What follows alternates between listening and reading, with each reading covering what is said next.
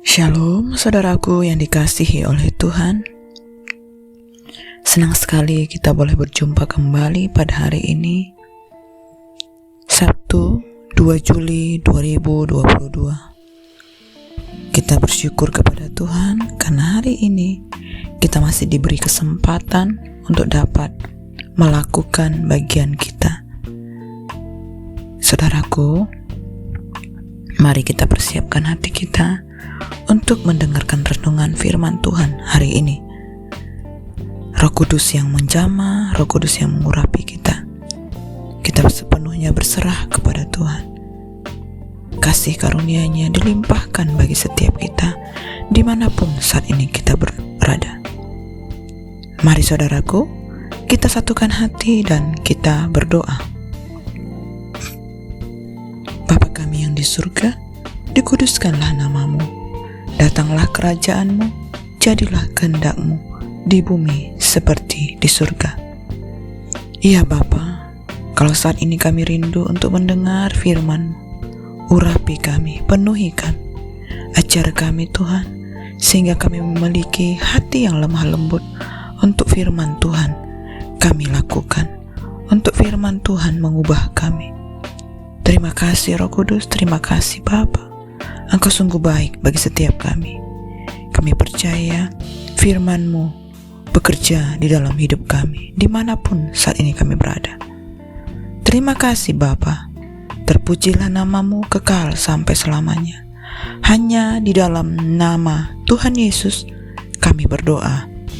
Amin. Nah saudaraku yang dikasihi Tuhan, kita akan mendengar firman Tuhan pada hari ini yang berjudul Allah sanggup. Firman Tuhan ini tertulis di Mazmur 70. Saya akan membacakan firman Tuhan ini buat saudara-saudara semua. Doa minta pertolongan. Untuk pemimpin biduan dari Daud pada waktu mempersembahkan korban peringatan. Ya Allah, bersegeralah melepaskan aku, menolong aku, ya Tuhan. Biarlah mendapat malu dan tersipu-sipu mereka yang ingin mencabut nyawaku. Biarlah mundur dan kena noda mereka yang mengingini kecelakaanku. Biarlah berbalik karena malu mereka yang mengatakan syukur, syukur. Biarlah bergirang dan bersuka cita karena Engkau, semua orang yang mencari Engkau. Biarlah mereka yang mencintai keselamatan daripada-Mu selalu berkata, Allah itu besar. Tetapi aku ini sengsara dan miskin, ya Allah. Segeralah datang. Engkaulah yang menolong aku dan meluputkan aku, ya Tuhan. Janganlah lambat datang. Saudaraku yang dikasihi oleh Tuhan, pada suatu kali Daud berdoa demikian, Ya Allah, bersegeralah melepaskan aku, menolong aku ya Tuhan. Bukankah kita juga sering berdoa seperti ini? Kita berkata, jangan tunggu lama-lama ya Tuhan. Cepatlah tolong aku sudah tidak tahan lagi. Bebaskan aku sekarang juga. Tidak ada yang betah berhadapan dengan masalah. Namun semakin cepat tentu semakin baik. Namun, seringkali pertolongan Tuhan terasa lama, bahkan terkadang terasa terlambat.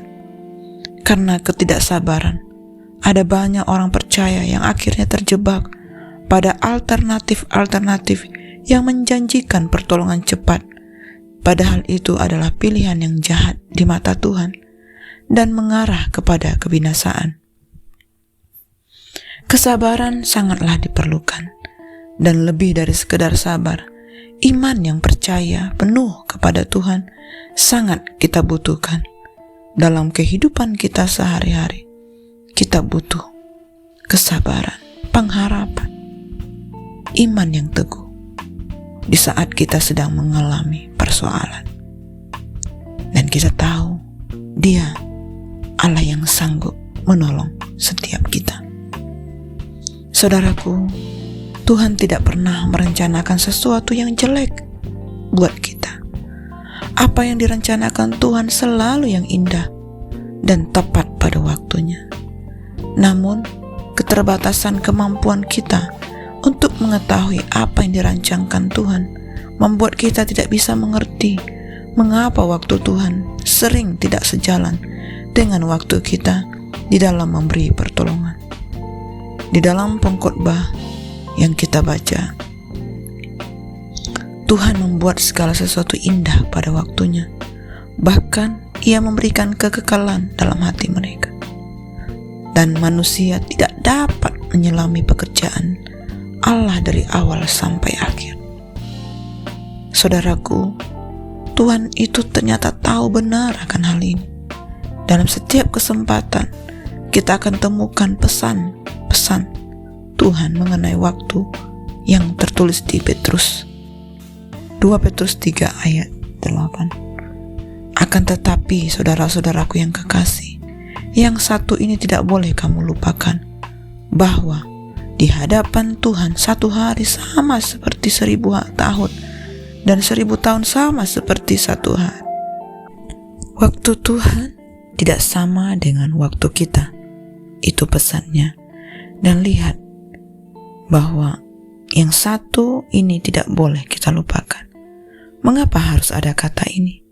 Karena orang percaya, sekalipun seringkali terjatuh dalam hal ini, ketidaksabaran sering menjadi batu sandungan bagi iman seseorang. Kecenderungan memaksa waktu Tuhan untuk sesuai dengan hitungan waktu kita seringkali membuat kita kecewa dan bersungut-sungut, mengira Tuhan tidak peduli, lupa atau lalai. Petrus pun mengingatkan kita, Tuhan tidak lalai di dalam menepati janjinya, sekalipun ada orang yang menganggapnya sebagai kelalaian. Tetapi Ia sabar terhadap kita, karena Ia menghendaki supaya jangan ada yang binasa, melainkan supaya semua orang berbalik dan bertobat. Ya Tuhan, sesungguhnya tidak lalai. Ia tidak pernah lupa untuk menepati janjinya. Apa yang kita rindukan, apa yang Dia rindukan, itu sungguh-sungguh nyata, saudaraku.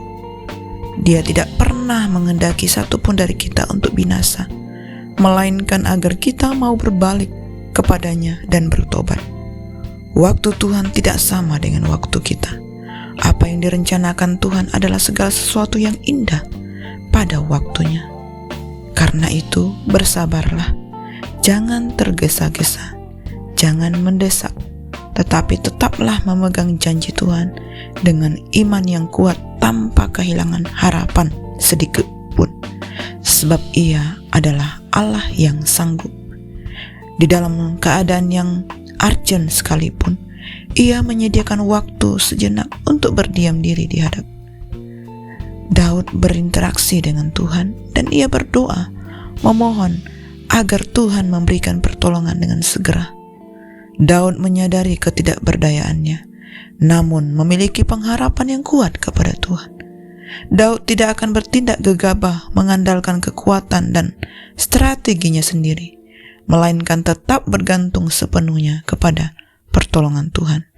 Saudaraku, inilah teladan iman yang terpancar kuat di tengah-tengah keadaan yang sangat sukar. Nah saudara, pastikan diri kita tetap berada di jalur yang benar. Pada saat yang tepat, semua beban akan diangkat keluar dari diri kita.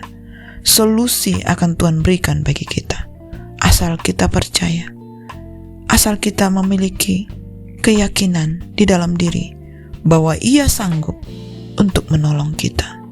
Penantian memang melelahkan, namun suatu hari kita akan bersyukur bahwa kita pernah mengalami dan keluar sebagai pemenang bersama dengan Tuhan. Tidak ada satu masalah pun yang berada di atas kuasa Tuhan.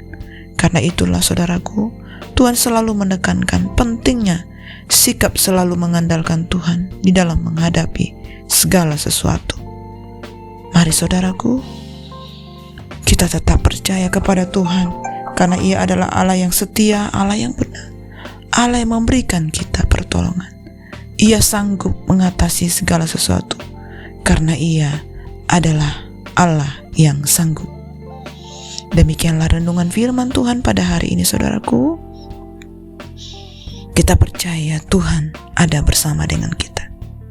Be patient because His help is surely on the way. Mari saudaraku, kita satukan hati dan kita berdoa. Terima kasih Bapa yang baik, kami bersyukur pada hari ini Engkau memberikan kami sukacita, pengharapan di dalam Engkau. Engkau adalah Allah yang sanggup bagi setiap kami. Kami bersyukur buat setiap perkara dapat kami tanggung di dalam Engkau, yang memberi kekuatan, kemenangan di dalam kami. Terima kasih Bapa. Kami bersyukur buat setiap kami yang boleh mendengar firman-Mu. Berkati kami, urapi kami. Kuatkan, teguhkan kami, sembuhkan kami, pulihkan hidup kami. Engkau bersama-sama dengan kami ya Bapa, karena Engkau tidak pernah meninggalkan kami. Terima kasih Bapa. Hanya di dalam nama Tuhan Yesus kami berdoa dan bersyukur. Sama-sama kita katakan, amin. Semangat pagi dan semangat beraktivitas saudaraku. Tuhan Yesus memberkati.